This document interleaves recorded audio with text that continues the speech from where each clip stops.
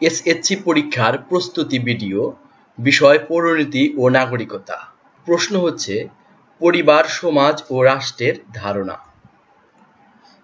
পরিবারের ধারণা: সমাজ স্বীকৃত বিবাহ বন্ধনে আবদ্ধ হয়ে স্বামী স্ত্রী একত্রে বসবাস করাকে পরিবার বলে, অর্থাৎ বৈবাহিক সম্পর্কের ভিত্তিতে এক বা একাধিক পুরুষ ও মহিলা তাদের সন্তানাদি, পিতামাতা এবং অন্যান্য পরিজন নিয়ে যে সংগঠন গড়ে ওঠে তাকে পরিবার বলে। ম্যাকাইভারের মতে সন্তান জন্মদান ও লালন পালনের জন্য সংগঠিত ক্ষুদ্র বর্গকে পরিবার বলে। আমাদের দেশে সাধারণত মা বাবা, ভাই বোন, চাচা চাচি ও দাদা দাদির সমন্বয়ে পরিবার গড়ে ওঠে। তবে শুধু একজন মহিলা বা একজন পুরুষকে পরিবার বলা হয় না। মূলত পরিবার হলো স্নেহ, মায়া, মমতা, ভালোবাসার বন্ধনে আবদ্ধ হয়ে গঠিত ক্ষুদ্র সামাজিক প্রতিষ্ঠান। সমাজের ধারণা: সমাজ বলতে সেই সংঘবদ্ধ জনসমষ্টিকে বোঝায় যারা কোনো সাধারণ উদ্দেশ্য সাধনের জন্য একত্রিত হয়। অর্থাৎ একদল লোক যখন সাধারণ উদ্দেশ্য সাধনের জন্য সংঘবদ্ধ হয়ে বসবাস করে তখনই সমাজ গঠিত হয়।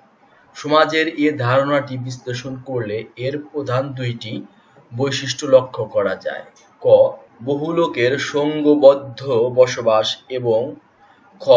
ওই সংঘবদ্ধতার পেছনে থাকে সাধারণ উদ্দেশ্য। তাছাড়া সমাজের সদস্যদের মধ্যে আরো কিছু বৈশিষ্ট্য লক্ষ্য করা যায়: ঐক্য ও পারস্পরিক সহযোগিতা, নির্ভরশীলতা, ক্রিয়া প্রতিক্রিয়া, সাদৃশ্য বৈসাদৃশ্য ইত্যাদি। সমাজের সাথে মানুষের সম্পর্ক অবিচ্ছেদ্য। মানুষকে নিয়ে সমাজ গড়ে ওঠে, আর সমাজ মানুষের বহুমুখী প্রয়োজন মিটিয়ে উন্নত ও নিরাপদ সামাজিক জীবন দান করে। সমাজের মধ্যেই মানুষের মানবীয় গুণাবলী ও সামাজিক মূল্যবোধের বিকাশ ঘটে।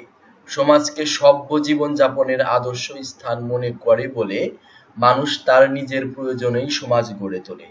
গ্রিক দার্শনিক অ্যারিস্টটল যথার্থই বলেছেন, মানুষ স্বভাবগত সামাজিক জীব। যে সমাজে বাস করে না সে হয় পশু, না হয় দেবতা। বস্তুত মানুষ জন্ম থেকে মৃত্যু পর্যন্ত সমাজে বসবাস করে এবং সামাজিক পরিবেশেই সে নিজেকে বিকশিত করে। রাষ্ট্রের ধারণা: রাষ্ট্র একটি রাজনৈতিক প্রতিষ্ঠান। বিশ্বের মানুষ কোনো না কোনো রাষ্ট্রে বসবাস করে। আমাদের এই পৃথিবীতে ছোট বড় মিলিয়ে প্রায় 200টি রাষ্ট্র রয়েছে। প্রতিটি রাষ্ট্রেরই আছে নির্দিষ্ট ভূখণ্ড এবং জনসংখ্যা। এছাড়া রাষ্ট্র পরিচালনার জন্য আরো আছে সরকার এবং সার্বভৌমত্ব। মূলত এগুলো ছাড়া কোনো রাষ্ট্র গঠিত হতে পারে না।